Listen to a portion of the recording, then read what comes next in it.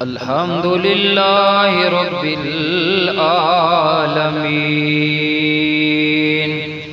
والعاقبۃ للمتقین والصلاة والسلام علی سید الانبیاء والمرسلین علیہ وعلی آلہ واصحابہ اجمعین اما بعد فاعوذ باللہ من الشیطان الرجیم بسم اللہ الرحمن الرحیم والذین جاءوا من بعدهم يقولون ربنا اغفر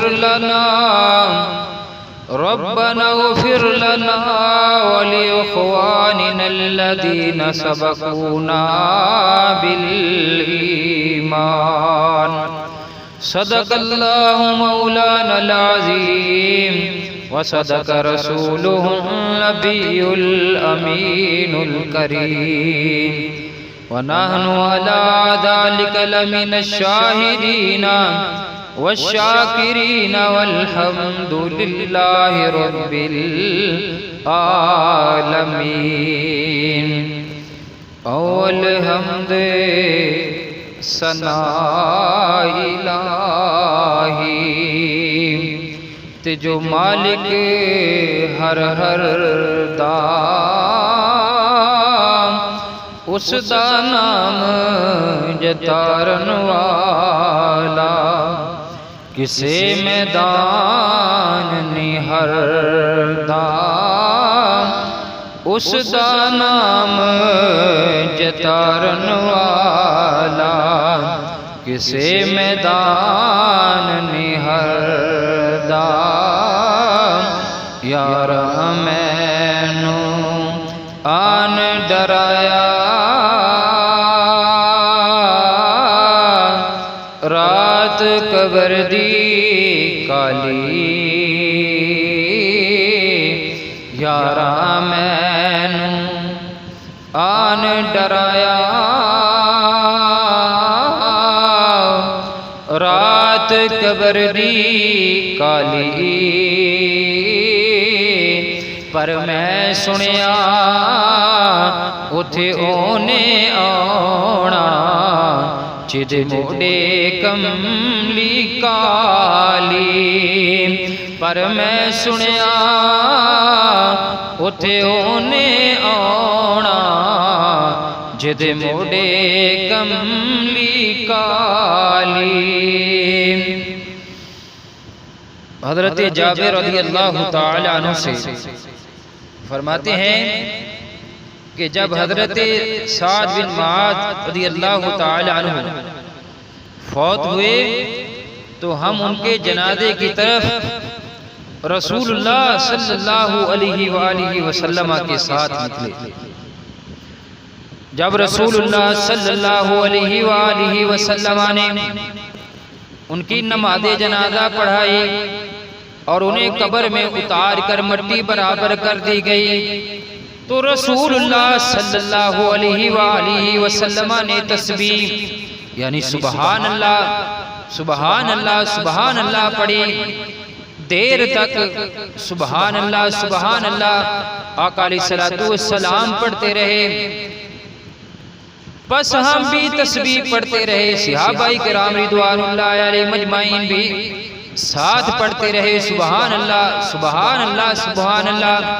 پھر آپ نے تکبیر یعنی اللہ اکبر اللہ اکبر اللہ اکبر تکبیر کہی تو صحابہ کرام کہتے ہیں بس ہم نے بھی تکبیر کہی اللہ اکبر اللہ اکبر اللہ اکبر۔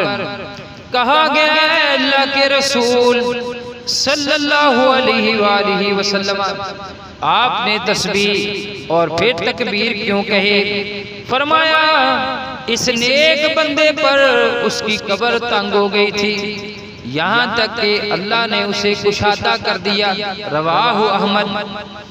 اور حضرت ابن عمر رضی اللہ تعالیٰ عنہ سے فرماتے ہیں کہ رسول اللہ صلی اللہ علیہ وآلہ وسلم نے فرمایا، یہ یعنی حضرت سعد بن معاذ رضی اللہ تعالیٰ عنہ وہ شخص ہیں جن کے لیے عرش نے حرکت کی اور اس کے لیے آسمان کے دروازے کھول دیے اور اس کے جنازے میں 70,000 فرشتے آئے۔ سبحان اللہ۔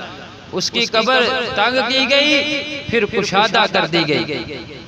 نسائی شریف کے اندر یہ حدیث موجود ہے۔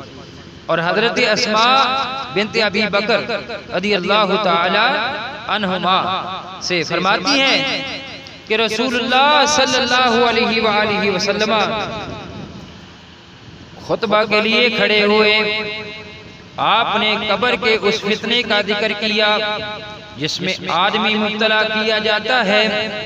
جب آپ نے اس کا ذکر کیا تو مسلمان خوفزدہ ہو کے رونے اور چلانے لگے۔ اللہ اکبر۔ امام بخاری علیہ رحمہ نے ایسے ہی روایت کیا ہے اور امام نسائی نے یہ لفظ زیادہ کیے ہیں کہ یہ رونا اور چلانا میرے اور رسول اللہ صلی اللہ علیہ وآلہ وسلم کی آواز کے درمیان حائل ہو گیا کہ میں آپ کی بات سمجھ سکوں۔ اور جب یہ رونا اور چیخنا بند ہوا تو میں نے اپنے قریب بیٹھے ہوئے ایک آدمی کو کہا کہ اللہ تجھے برکت دے۔ رسول اللہ صلی اللہ علیہ وآلہ وسلم نے اپنی بات کے آخر میں کیا فرمایا؟ اس نے کہا آپ نے یہ فرمایا ہے کہ تحقیق میری طرف وحی کی گئی ہے کہ تم قبروں میں جس فتنے میں مبتلا کیے جاؤ گے وہ فتنہ دجال کے قریب ہوگا۔ اور حضرت جابر رضی اللہ تعالیٰ عنہ نبی پاک صلی اللہ علیہ وآلہ وسلم سے کہ جب میت کو قبر میں داخل کیا جاتا ہے تو اس کے لیے غروب آفتاب کی مثال بنائی جاتی ہے، بس وہ بیٹھتا ہے، اپنی آنکھیں ملتا ہے اور کہتا ہے مجھے چھوڑ دو تاکہ میں نماز پڑھوں۔ ابن ماجہ شریف کے اندر یہ حدیث موجود ہے۔